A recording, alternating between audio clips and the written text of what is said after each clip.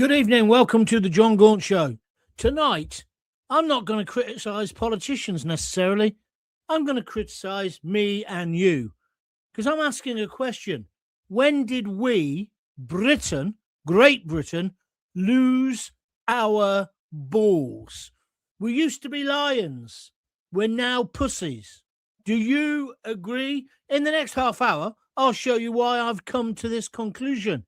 I almost got depressed about it. Then I thought, no, I know what the solution is. So the question tonight, when did Britain lose its balls? Because we haven't got them anymore, have we? Because we are the country, let's never forget this, that fought 2 world wars and won them. And we won a World Cup. We didn't roll over. We didn't apologise. And we didn't outsource our survival, bringing in other people to run the country for us. We stood alone when the rest of mainland Europe folded. And guess what? We won. We won. Let me just remind you, we won 2 world wars. Now we've got rubber dinghies landing on the beaches of Dover almost by the hour. And we're told there's nothing we can do about it because lawyers decide whether it's legal. NGOs make decisions and the courts, the European courts normally decide. Everyone decides except us, the British public. And do you know what the problem is? We're almost accepting this. Came to me overnight.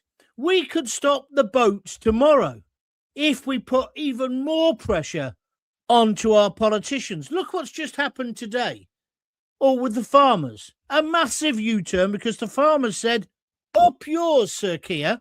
Look what's happening today. It looks like Labour are going to U-turn on the pubs, and rightly so. So we can change things. Why don't we? Why aren't we getting angrier? Why aren't we getting more organised? If the farmers could organise, why can't we as the public, the whole nation? Why aren't there mass demonstrations? Why aren't there strikes? Why aren't there people saying we're not going to take any more of this? Do you understand where I'm coming from? And in the end, you've got to blame yourselves, haven't you? We've all lost our balls. Why? A nation that never allowed Hitler to get on our beaches, apart from in Dad's army, has now letting everybody in. The ding-dong, the dinky, the dingy even, flip-flop warriors. Think it through just for a minute. How has Britain gone from ruling the world effectively to this liberal, uber-liberal establishment that none of us actually voted for? We've got a situation now where our kids are being taught to be embarrassed about things, not what to be proud of.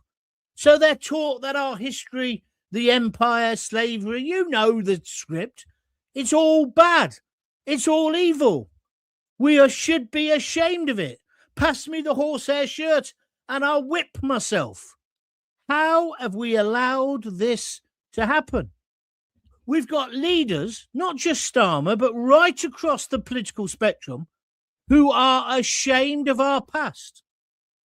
Don't believe me? Well, look at the political establishment's reaction to the flags that have gone up. They don't like it.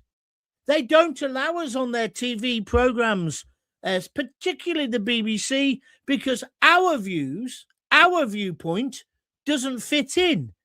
Look at the way they're not talking about Iran.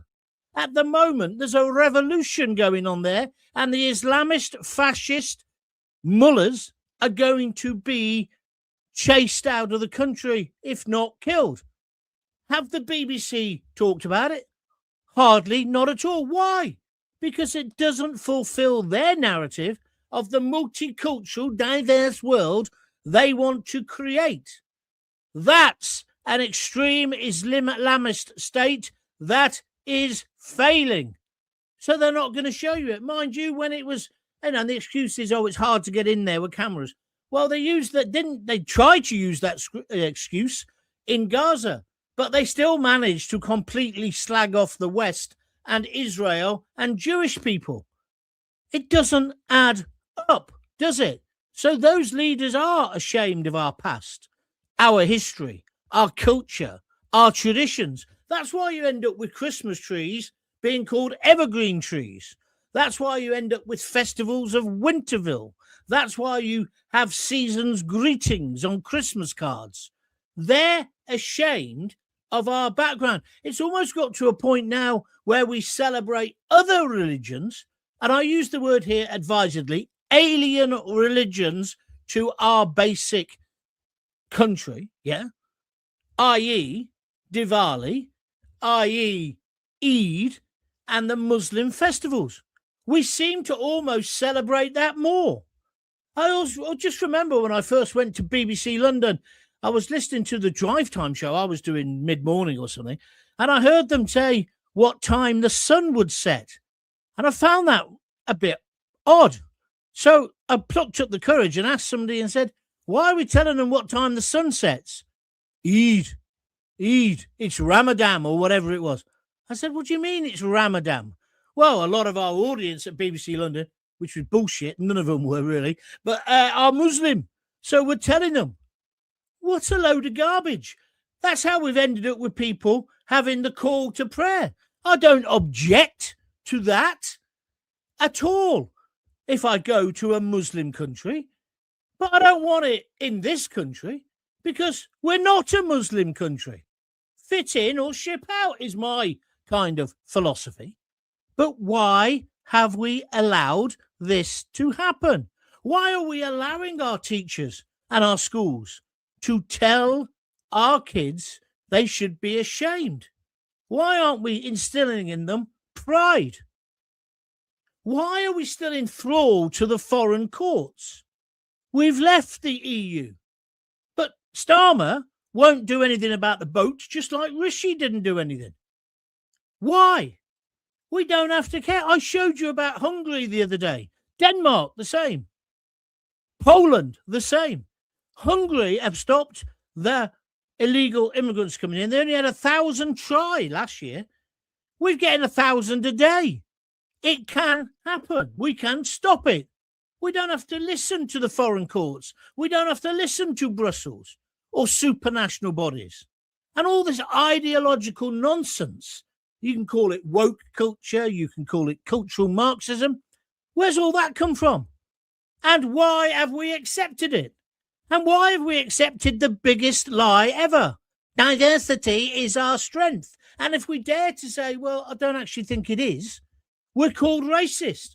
That's not a racist statement. I actually think a country needs borders, it needs traditions, it needs ties that bind us. And people who come to live with us and work here and contribute, they add to that. But you can't just dismiss it. That's how we end up with separate lives. That's how you end up with the police in Birmingham. And he should have been sacked by now, and the other three muppets with him. The Chief Constable of the West Midlands deciding, even though the threat was coming from Islamists, to blame Jews. This is just nonsense. Were you ever asked about it? Why are we teaching our kids to be embarrassed about our past, our history? Why don't we teach them what to be proud of? Why do we rename our own traditions? Downplay our own festivals? Christmas being the best example. It's just turned into a commercial festival, hasn't it? We have the German markets. It's just garbage. We bend over backwards for everyone else and we pretend it's progress.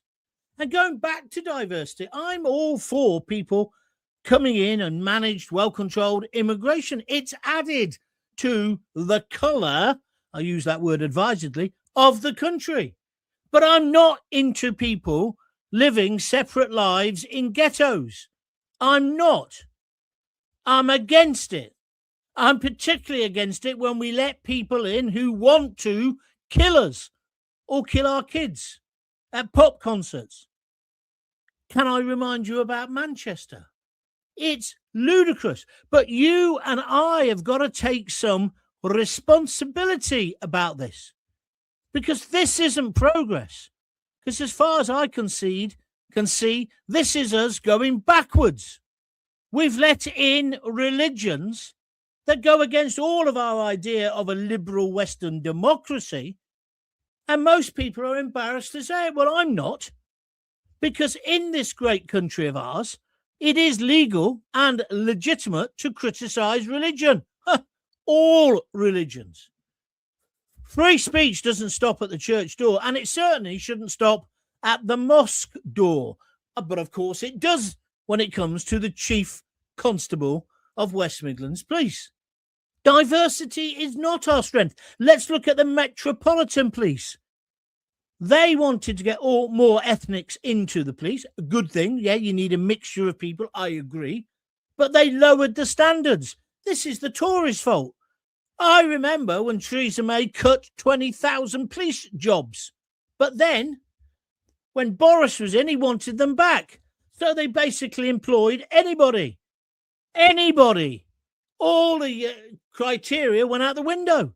And then we get an idea where a guy who had been accused of rape of children was allowed in because of diversity.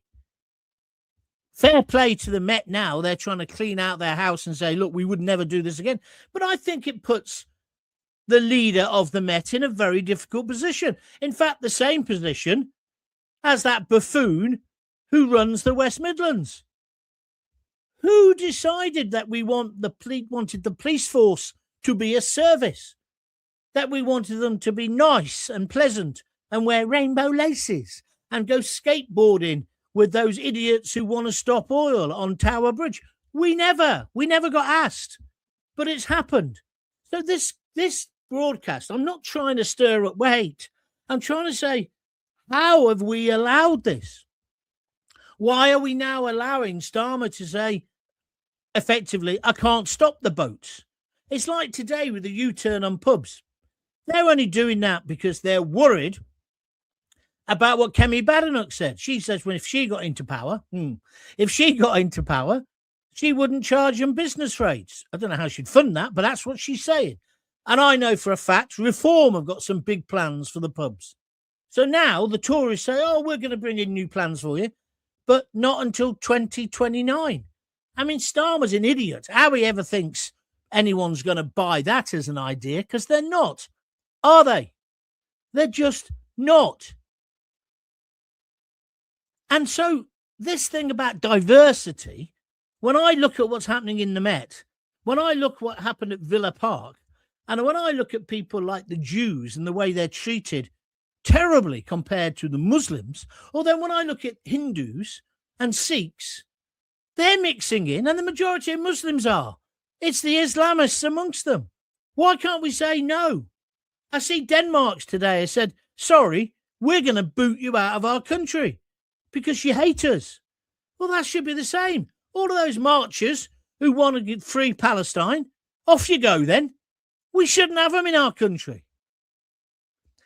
Diversity was supposed to mean different people living under the shared rules. Well, I'll go further. It should be diversity, different sorts of people living under the rules of the country, the traditions, as always. That doesn't mean you can't be a Muslim, a Hindu, a Sikh, a Jew. Of course it doesn't.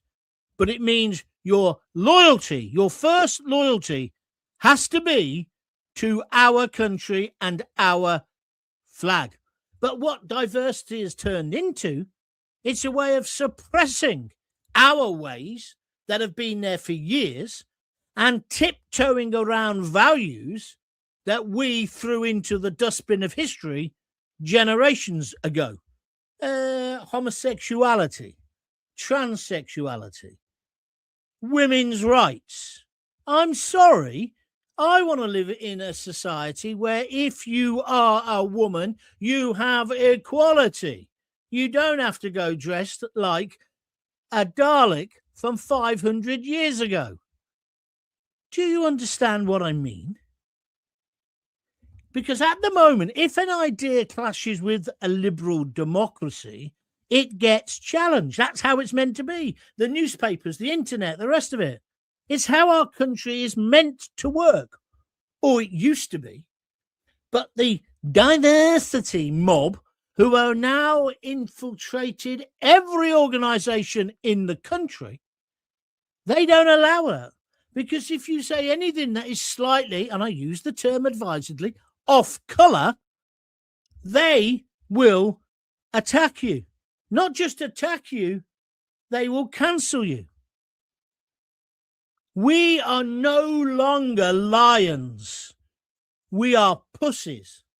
Because we've rolled over and allowed these people to get away with this. We have been managed, shamed, and bullied into becoming something much weaker, something afraid of its own shadow. We are a worse country because of diversity. This is a great country. That's why every Tom, Dick, and Abdul wants to come here. That's why they're getting in the dinghies. Because Britain is, even after all this, still a great country. But I'm afraid we're becoming afraid of our own shadow. So this question isn't extreme. It's bloody overdue. When did Britain lose its balls? And why are so few people willing to say that out loud? If you know the answer, please tell me. My name's John Gaunt. This is the John Gaunt Podcast. You won't hear this anywhere else. They'll just be today talking about pubs and they'll be pretending it's all going to be okay. He's conning us again. But I want us to take on board today that some of this is our own fault. Why have we accepted it? Why can't we just be tolerant and say, yeah, of course you can come and live here, keep your religion or whatever, but it's never going to be above the religion, not the religion, the culture of the main settled community. It's never going to happen. Forget about it now. If that's what you want and you want to live in a separate ghetto, fuck off. Go back to Sudan. Go back to Somalia. And then the cheek of it, some of these people are getting in and they shouldn't even be here. It all adds up when you start thinking about it. And that's why I'm saying it's not just Sir Keir. It goes right back to Blair. How have we gone back? How have we gone from the land of Winston Churchill, this country will never be conquered, to where we are now? Does anybody know? Do you have a theory? Share it with me now. This is the John Gaunt Show. If you like what I'm saying, please press the like button. That's doing well so far. Or, indeed, if you fancy donating, just click the little $sign and donate as much as you can to keep these podcasts going. Because I think I'm trying to make you think. This isn't shock jockery. This isn't talk radio. This is real conversation. The conversations we should be having, which the BBC and the lamestream media don't want you to have. They don't want your voices on their programs unless they can manipulate them. They manipulated the voice and the views of the most powerful man in the world, Donald Trump. You don't think they'll do that to you when you go on the Jeremy Wine show? Of course they will. So if you want real free speech, this is where it is. And I want us just to stop blaming necessarily Starmer. It's the whole lot of the political class. But when are we, the real British people, going to get our pitchforks, metaphorically speaking, and stand up against all of this bullshit? So if you want to donate, please do. www.buymeacoffee.com/John Gaunt. Oh, this is going to be some show, let me tell you. Let's go straight to your comments. Billy No Mate 1606 on YouTube says, early 1950s, the government puppet masters started the rot. It's a bit too late now to stop it. No! That's exactly what's got us in this position. Don't give up. Don't let them win. Sorry, I'm having a go in. I shouldn't, Billy. The writing on the wall was on the walls back in the 70s, but everyone turned a blind eye to it. Yes, they did, Billy, and that's my point. We're all guilty. I've been on the diversity courses with the BBC But Billy, we've now got to say, enough is enough. Are you with me or against me? Come on, let's have your opinions. Don't be defeatist. That's what I'm trying to say. No more like France, as in strikes, blockade, etc. Nigel Gordon, you're right. The French, if they get a little bit peed off about anything, they're sinking boats. They're burning sheep. Aren't they? They are. They're squirting manure all over the bloody not the Winter Palace, that's St. Petersburg. Well, you understand where I'm coming from. All over government buildings. The French won't take this. The Spanish won't take it. Why are we? And why have we now got countries right across Europe, Denmark, Poland, Spain, Portugal are getting tough on this as well, saying, no, we're not going to let all these people in. I don't care about your EU bloody directive. We're not doing it. We don't want to live in this kind of mishmash, multicultural, diverse, homogenous world. We don't want that. We're Spanish. We're Danish. We're Greeks. Even the Greeks have stopped it. What are we doing? We're just saying, come on in. And what are we, the British public, doing? Are we standing up to Starmer? No. And so today, more bread and circuses. I'm going to do a U-turn. I'm going to look after the publicans. No, he's sodding not. And it wouldn't be enough even if he was. Where's the money coming from? Because he's still spending billions on money in our money in Ukraine. Why? He's still sending billions abroad. He's still sending money out on foreign aid, even though he cut it. We never voted for any of this crap. Why aren't we getting angrier or seeing how this all joins up? And why can't you just say, listen, I'm English. I do want to wrap myself in the flag. I don't think that's been a flag shagger. I'm proud of our background. I'm proud of our culture. I'm proud of what we've done as a nation. I liked it when the whole world was pink. And when you go to the places like India, you know, the Indians, they don't hate the British.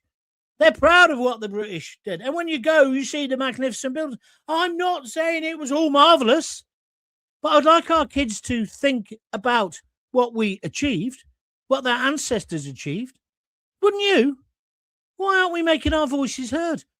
I can't believe how weak and pathetic most Brits seem to be now, says Gusty Loyal. We saw it during the COVID nonsense, when people did everything they were told, despite most of it being idiotic. No surrender. Well, I partly agree with you. I don't totally, because there was a collective responsibility during COVID. But I'm not going to get into a COVID argument. But I take on board what you're saying. Thank you for it. It was the USA that saved the whole of Europe, and it looks like we need them again. May God be with the Orange Man. Yeah, but careful with that, Leanne.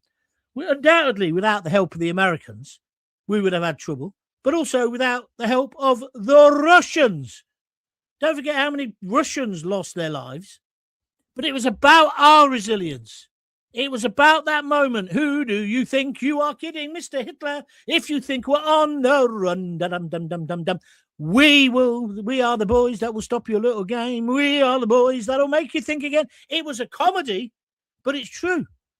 It was British grit that stopped Hitler conquering Britain.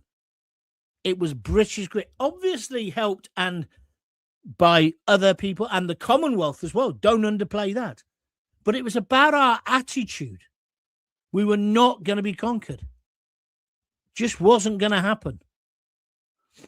Leanne Teal then says, F the BBC, F Sky News. I don't really know what that's about, but thank you for saying it. I'm in the upper Midwest of the States, and this seems to be worldwide.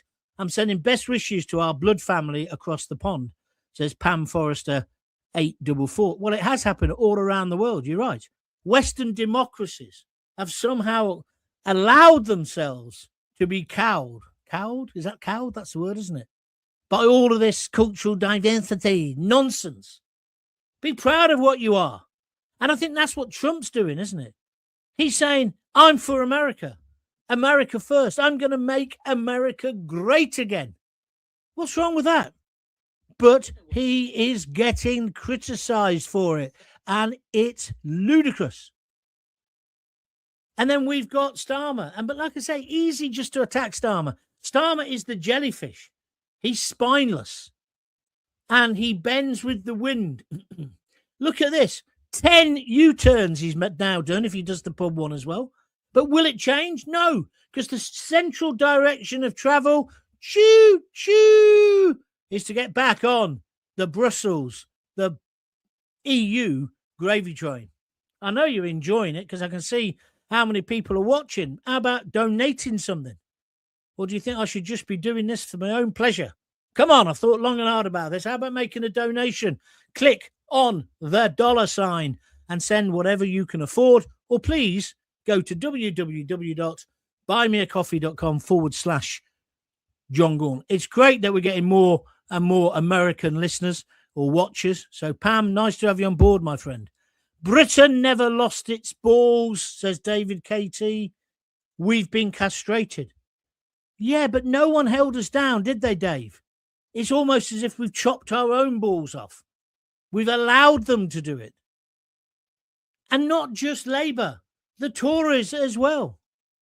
It's rubbish. It's rubbish. Like London. Do you really think London's a better city now than it was before? No. And I tell you something as well. Birmingham. The police in Birmingham are in hock to the Muslim Islamist fanatics, as proved. Why hasn't Starmer sacked him? He's not going to resign because he's after his pension. Sack the useless bastard. Our capital city, so our two biggest cities, have they been captured by the Islamists, the extremists? Do you see what I'm trying to say? But we all have a responsibility. My hearing aid's falling out. I must be onto something. The great Winston Churchill must be turning in his grave. Well, maybe. Who we got next? Real Kamashi. England lost its balls with John Major. I don't think John Major had any balls. I mean, how did we ever elect him?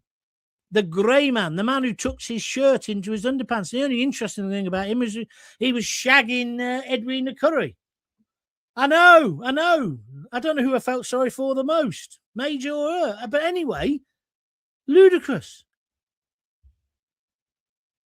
When it lost being Britain, 1972, joining the EEC, the EU, and then Blair in 1987 finished Britain off. Yes, but did we allow him to? You see what I mean? I'm trying to make you think about your part in this because that's what I think's interesting. But I take on board what you say about the EU. Badenoch will say anything whilst in opposition. That would not matter if they were in government, says Den Spinks. Yeah, but, you know, Den, I think we've gone past tribal warfare amongst Labour and the Tories. I'm trying to ask, why are we, the British public, the lions, why are we now such pussies? And we let them get away with it. Why? The farmers aren't. The publicans aren't. I mean, the publicans are going to go on strike. They were going to close all the pubs, says Starmer. But the thing that's really changed Starmer's mind, he knows Reform have got plans. He knows that Kemi Badenoch played a blinder by getting on the front page of the Daily Telegraph today. So now he thinks about a U-turn. He should never have been in government to make these ridiculous decisions. He doesn't live on our planet. He lives on planet Zanussi or something, doesn't he? What's next? The Bristol Channel. Reform are going to mug you all off and become an Islamic party soon. Nigel's fooled you. Grow up, you moron. That's just a ridiculous thing to say. Starmer's U-turn on the pubs. What a surprise. Him and that useless Rachel from accounts. Save our pubs. Unfortunately, it's all too late. Terry, I think you make a really good point. And by the way, thank you for your donations. I tell you what I do think, Terry, about that. I was lying in bed last night. This is how interesting I am. Thinking, well, why do we want to save the pubs? Can't afford to go to them anymore. Anyway, what difference would a rate cut do? The amount of help they need to make a real difference is huge. Plus, of course, it's the cultural thing that they've changed. You know, you used to go after work and have a couple of beers on your way home. Now with drink driving, they're going to try and cut drink driving down to less than a pint. I'm not in favour of drink driving, by the way, but it's just another attack. The simple facts are they don't want us congregating in pubs, slagging off Keir Starmer. They don't want that. Next thing is they'll close down the churches. They don't even like the growth of Christianity. The fact that a lot of younger people are looking to it, a bit, I think, influenced by what's happening in the States. It's not for me because, as you know, I'm not religious. I think all of it's gobbledygook and nonsense, which is why I say we must fight to protect our freedom of speech. I should be allowed to say the Quran is rubbish, the Bible is rubbish. I don't think I should be allowed to burn them books because that's just horrible and distasteful. There's no need for it. But I don't see why we should show any respect. We should be tolerant, of course, to all religions. I can't believe I'm saying this, but I'm almost glad my World War II veteran father is gone and not here to see the world today. You make a great point, Pam. What would they say, those heroes, those British heroes, those American heroes, those Canadian, Australian, Pakistani? Well, they weren't Pakistani, it was India, wasn't it? Why? What would they say? What did they fight for? What did they fight for? I've got to be careful how I say this, but say Hitler had won, at least we'd know what our culture was. It's not right. You understand what I'm saying? I don't want him to. He was a fascist bastard, and I'm glad we beat him. But do you understand the logic of where that's coming from? Some nations have not allowed this nonsense to take over. Look at Scotland, proudly Celtic. Look at the Republic of Ireland. They're desperate. Even now, though, they're being bombarded with migrants who know nothing about their country. It's unsustainable what these idiots are doing. But the problem is we can rant and rave about them. We've allowed them to do it. Yamofo 717. I know the USA lost its balls during Biden. You just need a better leader, I think. That might be a fair point. But why have we lost it? You're right. Trump is saying to America, come on, we can change this. And that's what he's trying to do. Have we got a leader who'll do that here? Maybe Nigel Farage. That's the angle, isn't it? Because he is going to win. But we've got a government at the moment and we're allowing this as well. Starmer is cancelling elections. Connect the dots. Because he knows in May he's going to get slaughtered. Even though he's cancelled loads of the council elections, he's still going to get hammered. Imagine if all the elections were going forward. And then this man has the temerity to go on the top politics show on the BBC and say, no, I'll still be here. I'm not going anywhere. This is going to be the year it turns around. That fucking super tanker that the Yanks are chasing in the Atlantic, that can turn around quicker than our economy or our country or our pride under Starmer and Labour. It's true. Did I ever tell you, my Uncle Jack, he was a super tanker skipper. He had, I think, the second or third biggest ship in the world at one point. And he told me it took 8 miles to turn this thing round, right? Or to stop it. I would have thought they had better brakes. That's a joke. He got into loads of trouble because he was a bit of he wasn't a bit of, he was an alcoholic. He went to bed one night, left the first mate in charge. He crashed the super tanker, right? So because my Uncle Jack was the captain, he had to take, now this is a different world. He had to take full responsibility and he got sacked. This guy was one of the most experienced sailors you could have ever met. So he had to go and then start literally, people think I make this bit up, take coal to Newcastle and back. So he got on a little ship going up the East Coast. That's what, and how my Uncle Jack ended up. But he earned bucket loads of money, bucket loads when he was a super tanker skipper. Right? He came from a Navy background. He died of alcoholism as well. I used to love him. He used to take me to, he was the bloke who introduced me to oysters. Because obviously he had the best food ever. You know, when you go on those, you do know it's like 5-star if you're the captain and the crew. There's only about 28 of them on these boats. And I said to him one day, hey, how do you get around the deck? They had bikes to cycle around the deck. And as a boy, when I was living in Hull with my Auntie Rosemary, My Uncle Jack's Tales of Sea were just amazing. And he had a face like Richard Burton, you know, pockmarked and you know, he'd obviously been in loads of scraps, big red nose because he drank too much. But anyway, one of my best memories of Uncle Jack was he used to take me to the greyhound racing. We go to the greyhound racing and he'd say, "Don't tell your Auntie Thel." And then he'd give me like maybe 100 quid or 20 quid. Or it seemed like loads of money. I was just a kid. He said, "You go and put some bets on as well. Tell them Jack sent you." And then we'd be there. And some weeks he'd win bucket loads of money. Other weeks he wouldn't lose anything. And then he wouldn't win anything. And then he'd say, "You get back off to your Auntie Rosemary's." And then wouldn't see him. He'd go off on a bender down the Dockers Club in Hull for like weeks. It's like some of the fishing blokes, when they had a trawler trade there, the trawlers would come in, they'd all get weighed in, you know, because they'd weigh the fish and then get the money, and the captain would spread out the money, the skipper, and then it'd all go to the club and get pissed up and then go home like 3 days later. It was a completely different culture, right? But going back to my Uncle Jack, he took responsibility. That never happens now. Like this chief constable, he's been found out to be a lying, corrupt Islamist sympathiser, in my words. Sue me if you fancy. Why hasn't he resigned? Because he wants the bloody pension. That's why.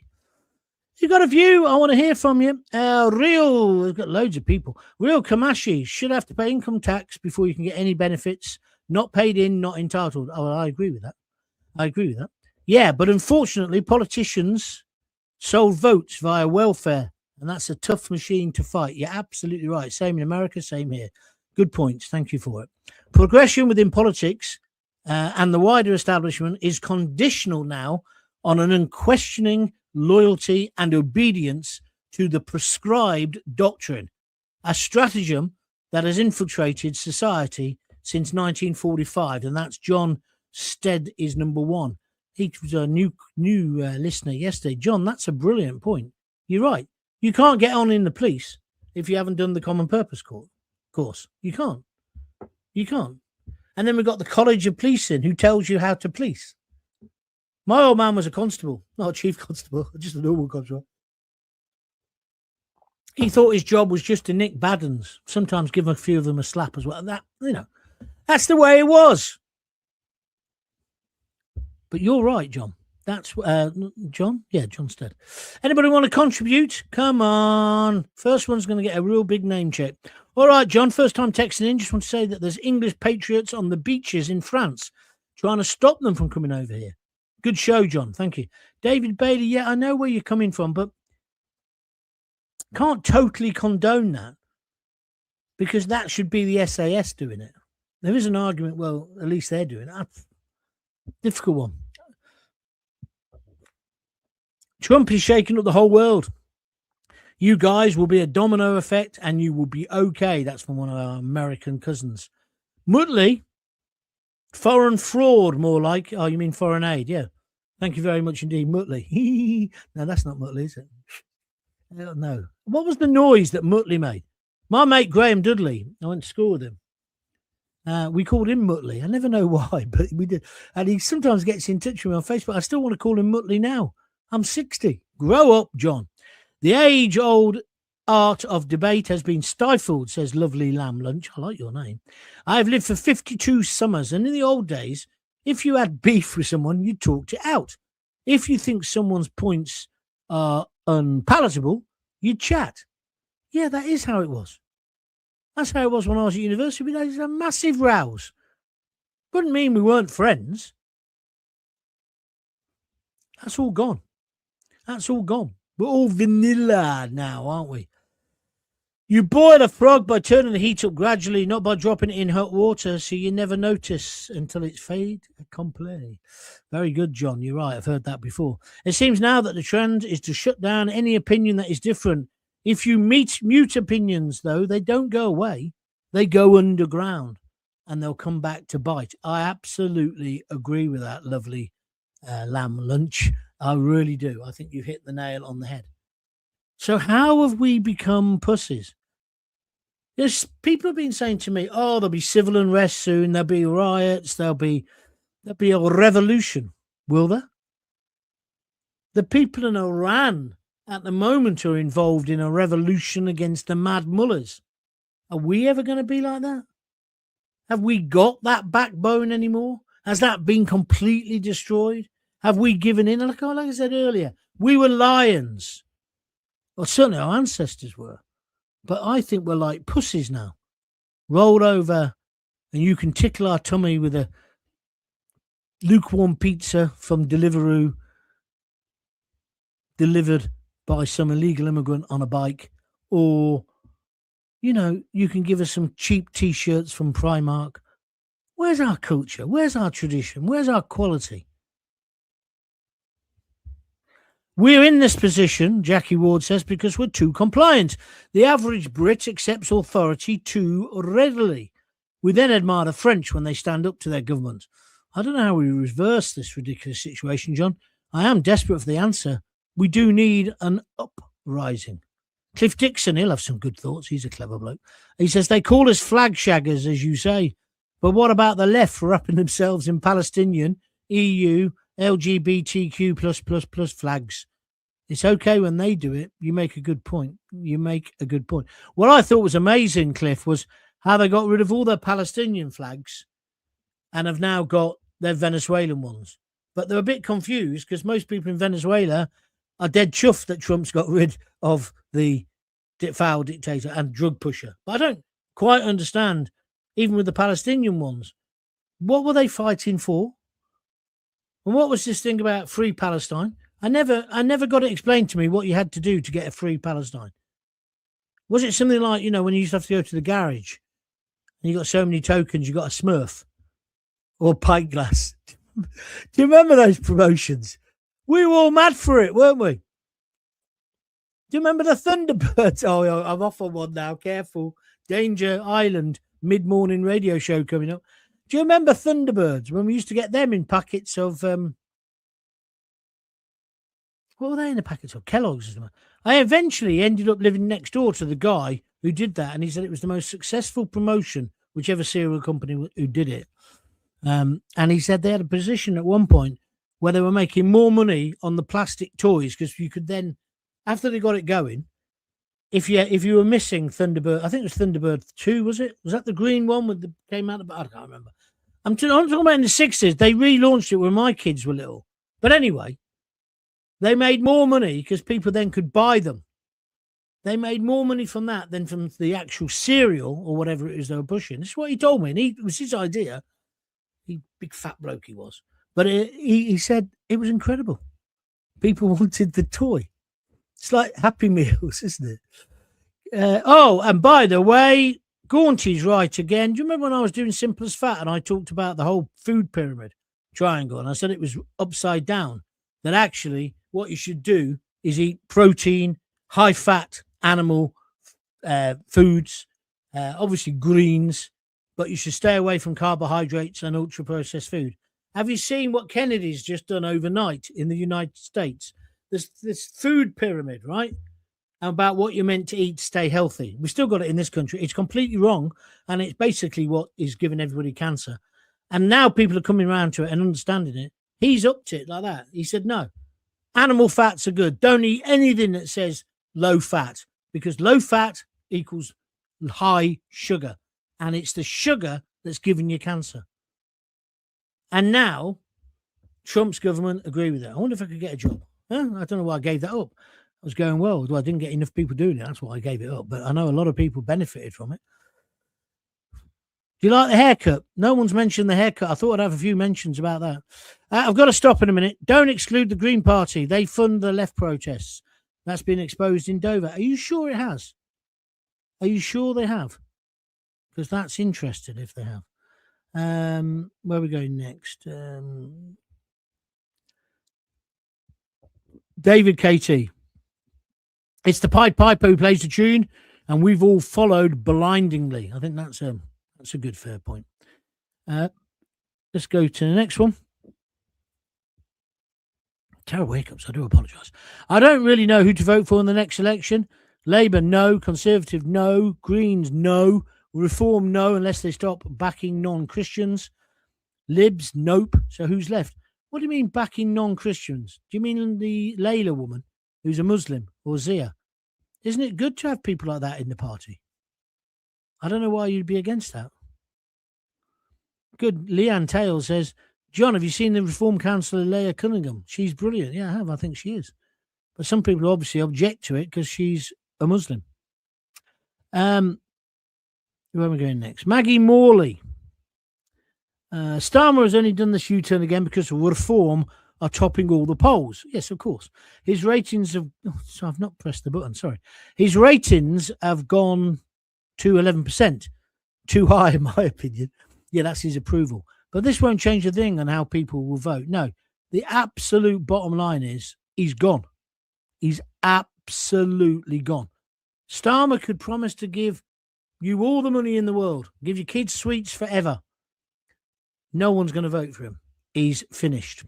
Thank you, Maggie. Starmer is a would-be dictator. I don't think there's anything would-be about it. I think he is a dictator. Nice super tanker metaphor, says Lovely Lamb Lunch. Well, it's based on a true story. The people in the UK not standing up are Sail UK out. I haven't got a clue what that means. Write it again and try and put it in English if you possibly can. Some of you are just now talking to each other, which I'm sorry isn't the idea of the program, and it gets in the way because I can't then spot people who want to make a comment for everybody, right? Like this one. Part of the globalist takeover involves government to be shut down completely. Hence Starmer looking to put us back in the EU. Everything happening with the special guests is diversion. Thank you very much. Your uncle took you to the dogs, the greyhounds. Now we've all been taken to the dogs. You wouldn't? Is greyhound racing still allowed, or has it disappeared completely? Speedway. I used to take me to Speedway as well. Hull Vikings. I was a bees supporter when I lived in Coventry. Obviously, when I came back, I was. But I used to go to the Speedway with him as well. Brilliant. He'd gamble on that. Mind you, my Uncle Jack, if we were on a coach or something, he'd gamble on a raindrop coming down the window, which one would hit the bottom. He was just an absolute gambling addict and a drinking addict. Shame. Nice bloke. Interesting bloke. You don't get blokes like that anymore, do you? I mean, rough as old arsehole. I'm not allowed to say that word, am I? Common purpose are in everything now. They are, Stephen. You're right. Hi, John. One of my uncles died from the drink. He wasn't an alcoholic. Wasn't an alcoholic. He got run over by a Guinness lorry. Bum, bum. I like that. Thank you very much. Indeed. What's next? It lost its balls when Maggie Thatcher left number 10. Well, certainly she put our balls back on, didn't she? That's for sure. It's been bred into them now, John, at the university, wokeness. Yeah, but again, that's you pushing away the responsibility. I'm asking you to look at it yourself. I mean, I know when I worked for mainstream, particularly not just particularly the BBC, talk radio as well, they had their agendas and you couldn't go against those agendas. Well, you could, and then you get the sack. Like me, when I dared to say that bloke was a Nazi, a health Nazi, and then I called him a Nazi and an ignorant pig, he was. Because he was trying to tell me the reason why he didn't want children to be fostered by smokers was because he'd tested it on his counsellors and they all said, oh, yeah, let's ban smoking in the offices. But then he said, do you know what? They were still doing it. And I laughed my balls off because it was like, that's your justification. My Auntie Rosemary, who looked after me and saved my life, right? She was a matron in a hospital, old-fashioned style. She smoked like a bloody chimney. In fact, she smoked so much I thought I'd find Fred Dibner on her head. But she loved me. She cared for me. I remember when she picked me up from the children's home, she said, where's the rest of your bags? I had this little, I think do you remember Adidas bags? I had one of them. And Adidas holder. She says, haven't you got anything else? I said, no, that's it, Auntie Rosemary. So she just looked at my Uncle John, my Uncle John was a strong, silent type. He'd served in the war. He'd been a stoker. Right? He'd been all around the world, but not seen anything because he was always in the engine room shoving coal into the engines. He had the biggest nose. He had a bigger nose than Carl Howman. Was it Carl Howman? Who was the geezer on streets of San Francisco? You remember? Well, that was my Uncle John. Silent, never spoke. He took me out one day on a booze up with his works. He was a labourer. in the factory down the road. And we got absolutely pissed. Well, I had about 2 beers and I was drunk, you know what I mean? But he could drink like Christmas forever. He wasn't an alky, though. But what a lovely bloke. But anyway, so I'm diverted.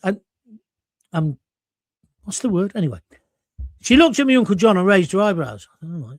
We got to Hull, and she gave me my bedroom and the rest of it. And she said, give me those clothes. I said, oh, no, I want to keep my leather jacket. I had a leather jacket like the Fonz. She said, you can keep that and your star jumper if that's that important. Do you remember star jumpers? Yellow with the ribs. It looked terrible on me because I was a fat kid. But anyway, then on Monday, she took me shopping. It would have been Sunday in the old days and the new days because the shops were open all the time. But she took me shopping in Hull. And she basically bought me whatever I wanted. Not that I want, you know what I mean? Knickers, socks, trousers, Oxford bags, a new pair of spoons. She loved me. She loved me. She saved me. She said, your mouth will get you sent to prison or make you a millionaire. Well, it nearly made me a millionaire, then I fucked it up. Sorry, Auntie Rosemary, but I haven't been to prison yet. Sorry, Annette Locke, let's go. We're putting all our eggs in one basket. Reform should be looking for plan B in case it never happens. Yeah. Do you remember the SO Garage football badges? Yes, I do. Yes, I do. My Uncle Brian, it's not my Uncle Brian, Lisa's Uncle Brian, lived in Kidderminster. He was in the oil industry. I've got an interesting background. And he did the promotions for Esso for when they started having glasses as well in shops. Do you remember? They were crap. I've still got some of them. We were deliberately mollycoddled for decades to weaken us. Entertainment and food on tap, thinking we're free and the next generations never knew difficulty, so grew up weak. All part of the plan. I don't know if it's part of the plan, but I think you make a fair point. Crystal goblet from Esso for every 600 quid spent. Yay! Where do I sign? We've got some people of my age, so thank you very much indeed. No one's donating. You're loving the show, but you're not donating any money, which is a bit tight. Which hair did you cut, John? Bum, says Andy Borg. I went down my local Turkish barbers today.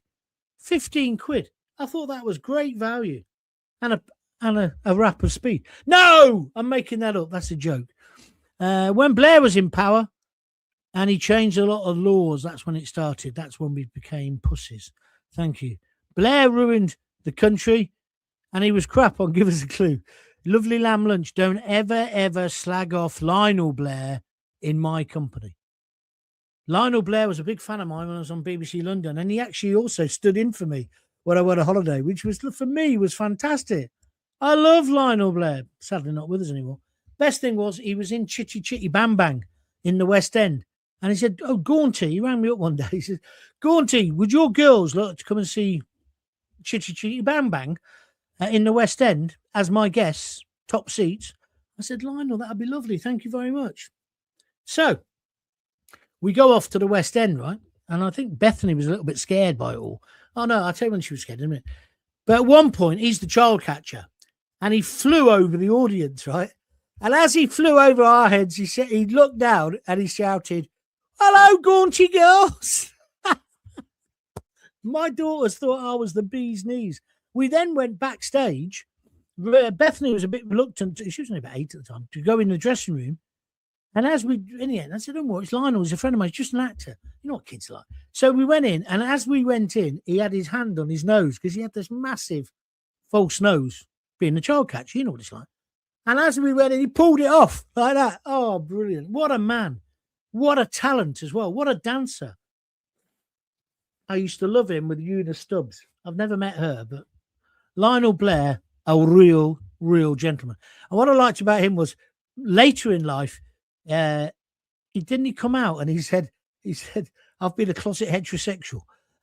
I think that's the same thing that George Melly. Do you remember George Melly, the jazz man? Oh, I promoted him as well. What a nice bloke.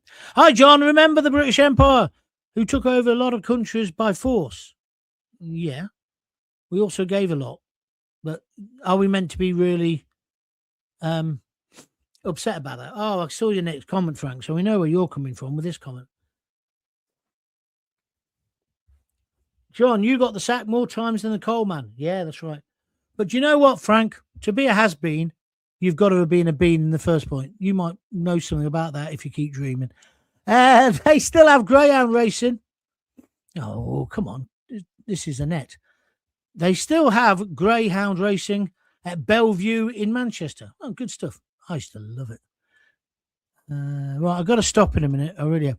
Carl Malden, Streets of San Francisco, says Maggie Morley. Thank you very much indeed. Niven Casey has always got something interesting to say.